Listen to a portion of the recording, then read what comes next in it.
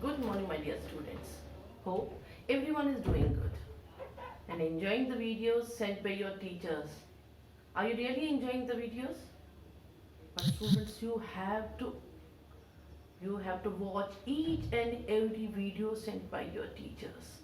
It's not only science. Every subject is important, and every teacher is sending you the videos.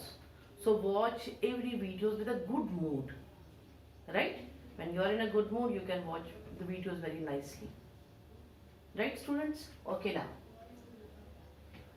in our science we have completed three chapters: chapter 1, chapter 2, and chapter 3. Now today I am going to start chapter 5, conservation of soil. The word conservation is new for you. Now what is this word conservation?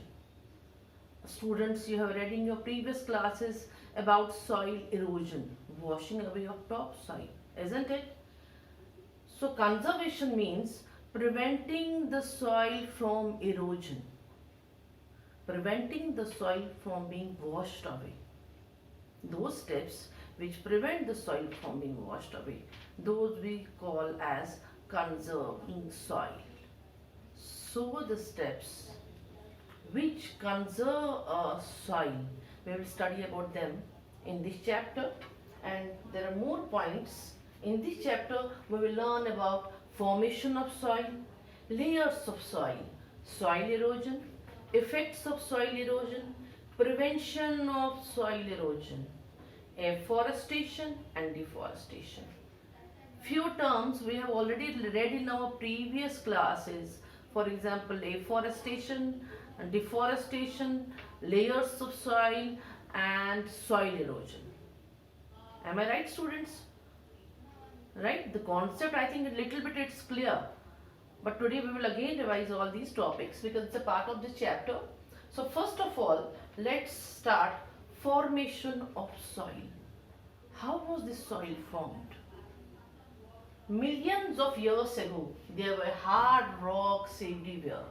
Constant rain and strong winds broke these rocks into tiny particles. This process continued for thousands of years, spreading a layer of very minute rock particles on the surface. We are talking about millions and millions of years ago. There were only hard rocks everywhere on the earth.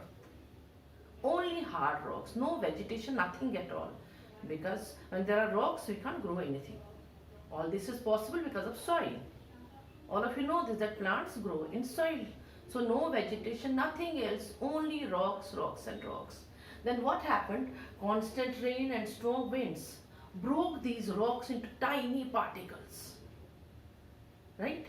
This process continues for thousands of years. And after that, we got this fine, minute layer called soil. Right? And this layer is full of nutrients. Now you can think that what is the use of nutrients in soil? Nutrients are needed for the human beings. No, students, nutrients are needed for soil also, because plants grow in soil. When soil is healthy, there will be healthy crops, right? This fertile layer of fine rock particles is known as soil. It provides food and other useful things to all living beings and provides home to many living organisms. First of all, it provides us food.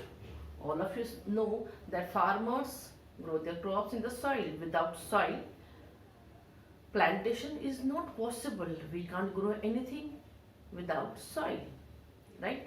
And it provides us food, all veggies, oils, our cereals, our pulses, everything we are getting from the plants, right? And all these plants need soil for growth, isn't it? And second thing, these plants give us oxygen also.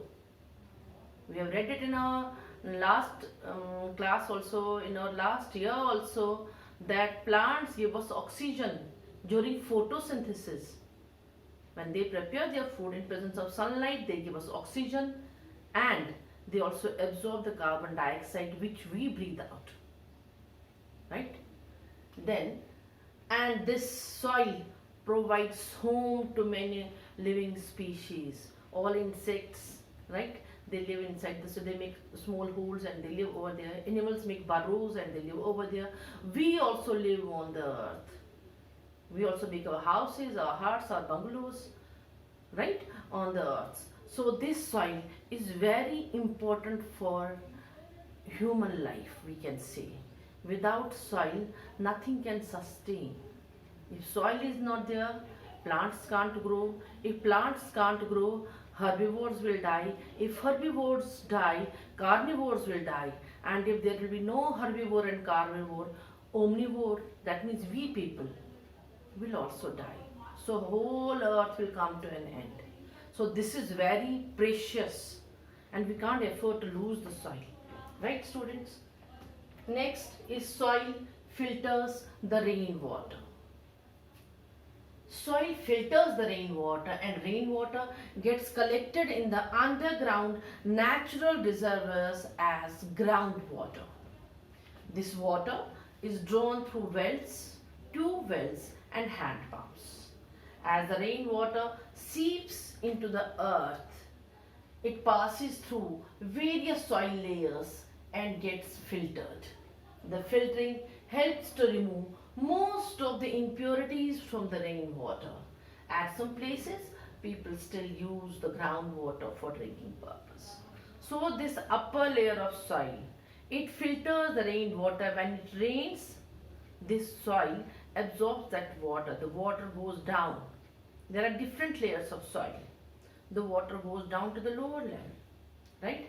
And it gets collected over there, right? It gets collected in the natural reservoirs, and that water we can draw from wells, tube wells and hand pumps. If you have ever been to a village, you must have seen hand pumps. Even just around this greater Noida, in the village area, there are still hand pumps and people are drinking that water. In our homes, we are having filters, we are having ROs, right? We want pure water, but those people still drink this water because earlier this was considered as the purest form of water because the layers of soil, right, they filter this water. And when we used to draw this water from the hand pumps, it was considered as the purest water. Even when I was small, whenever I used to visit any village, I also used to drink like this, right? But now, because the soil is also contaminated, it's polluted, now this is not good for the health. But still, at some places, people still use it for drinking purpose.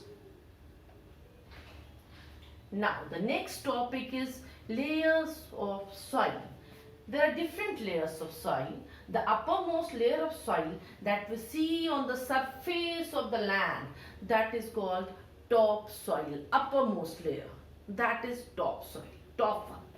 It's the most fertile layer of soil that contains a large amount of humus along with sand, minerals, air and moisture. This top layer is fertile. Why this top layer is fertile? Because naturally it's fertile. Why? Because all insects, right, all dead leaves are there in this top layer, right? And it's rich in humus. Human beings tend plants and animals, right? They get buried over there, and that is why it's the fertile soil. It contains sand, it contains minerals also. There are minerals in the soil, and air and moisture also. It absorbs the rainwater. This layer of soil, initially it absorbs the rainwater and then it goes down to the natural reservoirs. The layer when it topsoil, first one is topsoil. Below that topsoil, there is subsoil. We have read this in our class 3 also. There is subsoil. This subsoil is also having little humus. Not more, but little humus it's having, and only the longest roots of the plant, if a plant is over here, only the longest roots reach over here. Otherwise, other roots are there in the topsoil only.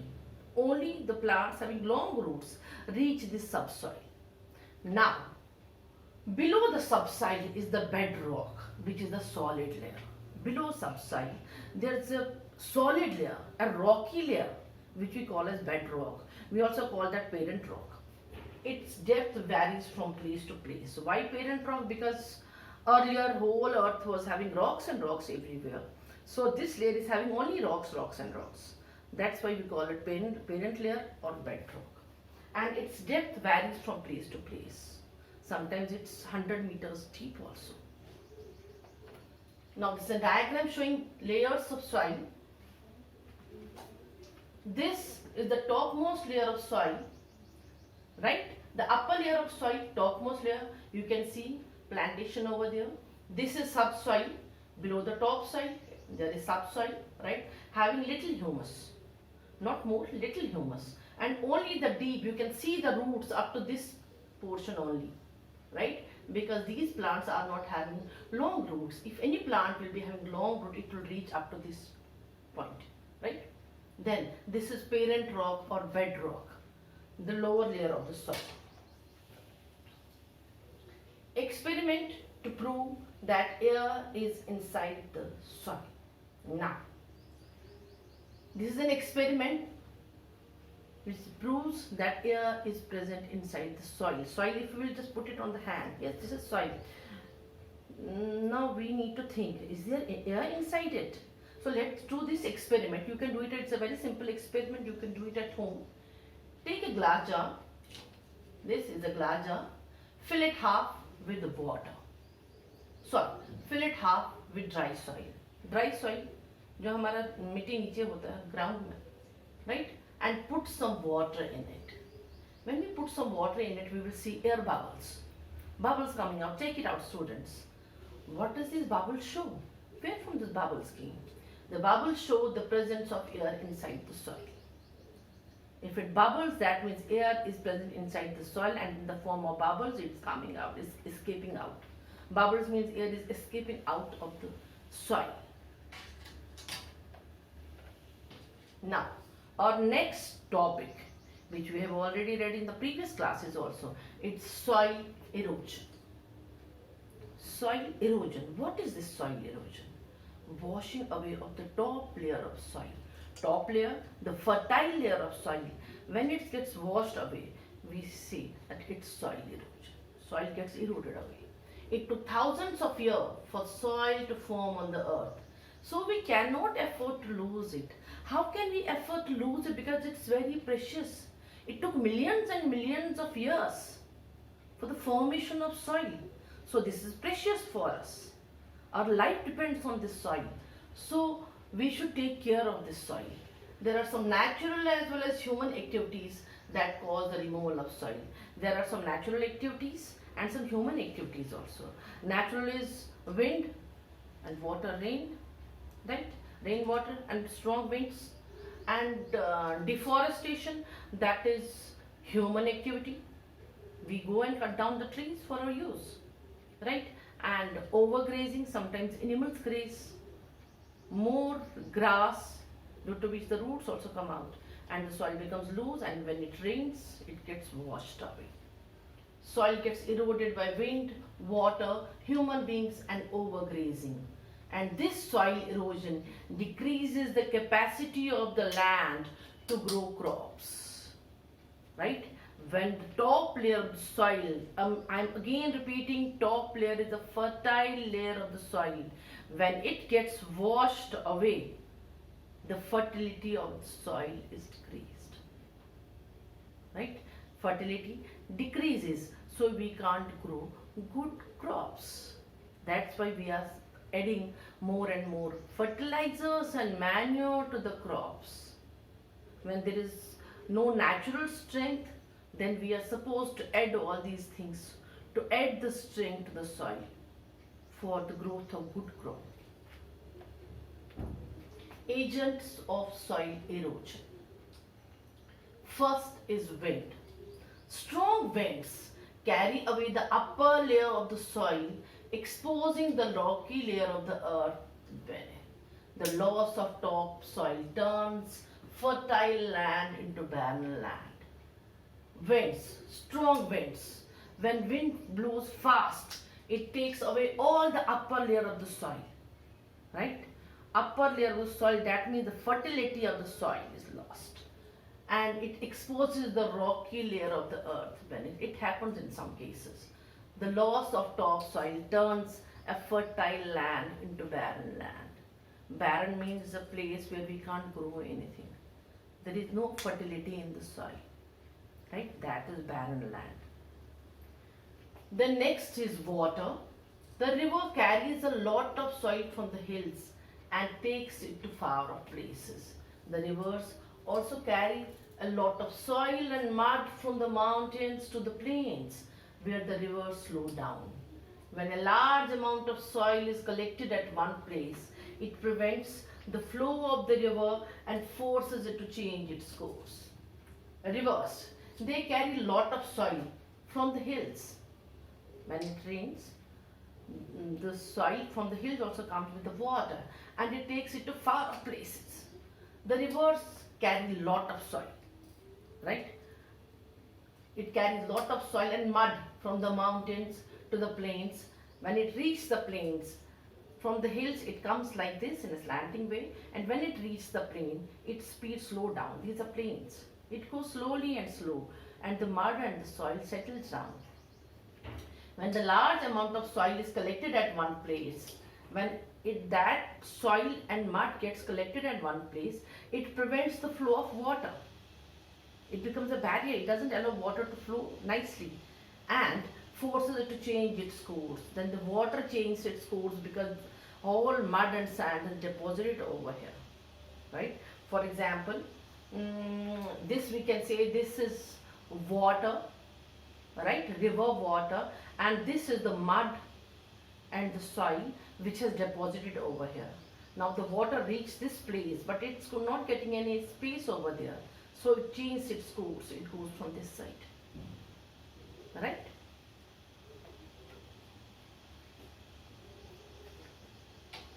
Agents of soil erosion, continued again. It's human beings.